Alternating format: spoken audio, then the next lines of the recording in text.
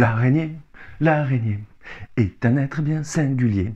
Dans sa toile, il attend d'attraper les méchants en garde, car l'araignée est là. Ta gueule! Mais quoi, ta gueule? Je peux pas chanter en fait. Non, c'est pas possible. Arrêtez! Bon, mais ok, j'arrête. Voilà, j'arrête. Voilà. Générique.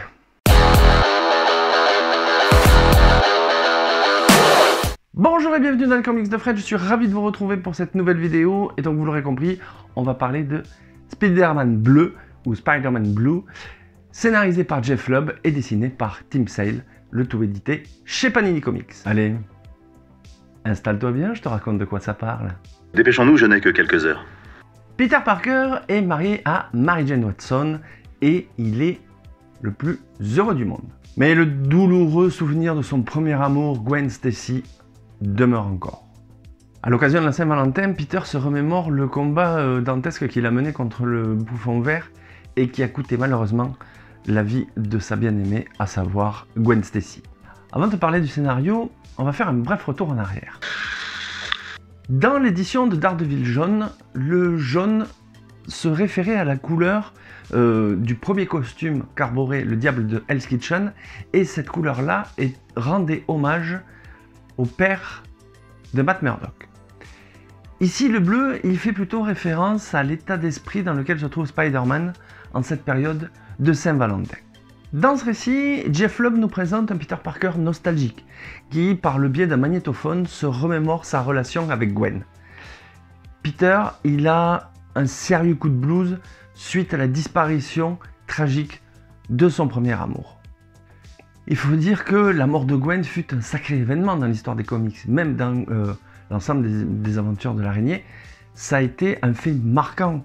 Et à ce propos, je vous renvoie à la vidéo de Amazing Geek, alias Bob Zombie. T'as cru que j'étais ta pute ou quoi? Ça doit être son avant-dernière vidéo, qui en parle d'une manière hyper détaillée et hyper documentée. Le fait d'éliminer un personnage définitivement était totalement inhabituel dans l'univers du comics. En effet, la mort de Gwen apparaît dans l'Amazing Spider-Man 121 et 122, c'était un arc en deux parties, mais la véritable cause de la mort de Gwen n'apparaît que 4 mois après l'apparition de l'épisode fatal. On sent à travers le récit de Jeff Lubb que Peter Parker, il est envahi par le chagrin, et on arrive à ressentir tous les regrets qu'il a eu à cette période, puisqu'il était tiraillé entre son envie d'être en permanence avec Gwen et son activité de super-héros qui l'empêchait de pouvoir profiter de ce premier amour. De savoir qu'au fil de la lecture, on découvre que Peter s'enregistre sur un magnétophone et qu'il fasse le récit de sa rencontre avec Gwen, les différents combats qu'il a menés contre les super-vilains qui entourent son univers, et le fait qu'il raconte son amour naissant pour Gwen jusqu'à sa mort, ça ajoute une intensité particulière à ce récit.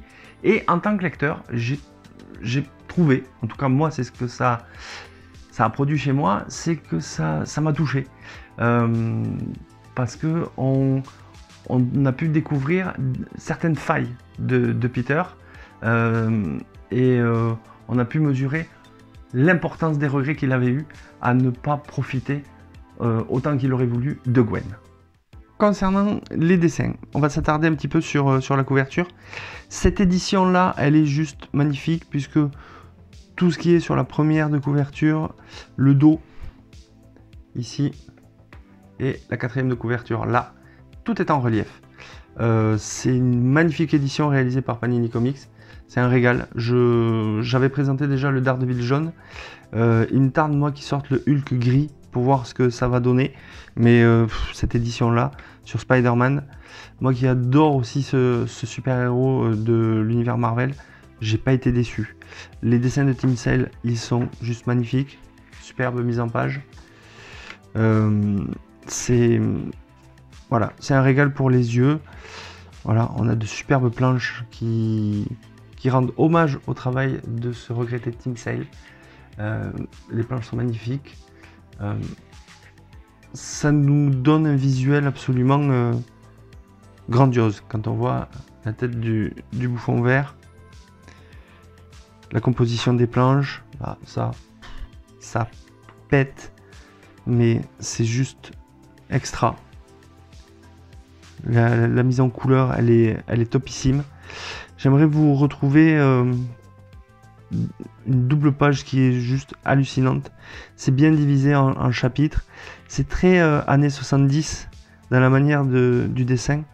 C'est juste, ouais, je suis à court de qualificatifs, mais c'est juste magnifique. C'est super beau. C'est bien aéré, c'est bien composé.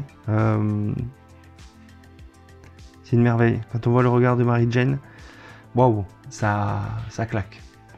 Ça claque vraiment. Mary Jane, elle est sublime. Gwen, elle est encore plus belle. Voilà. C'est un régal pour les yeux. Ah, si je pouvais vous trouver cette double page. Sinon, si vous l'avez, vous verrez de quoi je parle.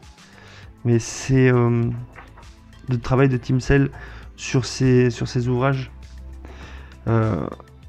C'est magnifique. Voilà. Ça rend hommage aux comics, ça rend hommage au travail de l'artiste. Et voilà, c'est celle-ci. Quand on voit ces planches-là, on se dit, wow, c'est juste magnifique. Et ça vaut vraiment le prix qu'on paye pour ce genre de comics en édition collector. Et bah ouais, je suis prêt à lâcher un petit billet pour ça. Parce que c'est vraiment, vraiment magnifique. Et c'est les dessins que j'aime voir dans les comics. Mon avis sur Spider-Man bleu. Bon, vous l'aurez compris, j'ai kiffé ce récit. C'est un récit prenant, touchant, qui nous montre un pan de la personnalité de Peter qu'on n'a pas l'habitude de voir. C'est un récit à la fois très humain, très profond, et parfois, par certains dialogues, assez bouleversant. J'ai adoré la composition des planches, comme je vous l'ai dit précédemment. Et c'est... Au niveau du récit, on découvre un Peter qui est d'une profonde humanité, qui est à fleur de peau dans ce récit-là. Et franchement, ça change de ce que j'ai l'habitude de lire en comics. Même si c'est un récit qui a déjà fait plusieurs rééditions, cette version-là, en collector, elle ajoute un cachet supplémentaire, ne serait-ce que pour le travail de Tim Sale. Donc, si vous aimez le tisseur, ça, c'est fait pour vous. Voilà, cette vidéo est maintenant terminée. J'espère que ça vous a plu, que ça vous a donné envie de lire ou de relire Spider-Man bleu. Dites-moi en commentaire ce que vous en avez pensé, ou si vous comptez vous le procurer dans cette édition après avoir vu la vidéo. Et puis, quant à nous, on se retrouve très très bientôt pour une prochaine vidéo. En attendant, lisez des comics, des BD, c'est bon pour le moral. Ciao ciao!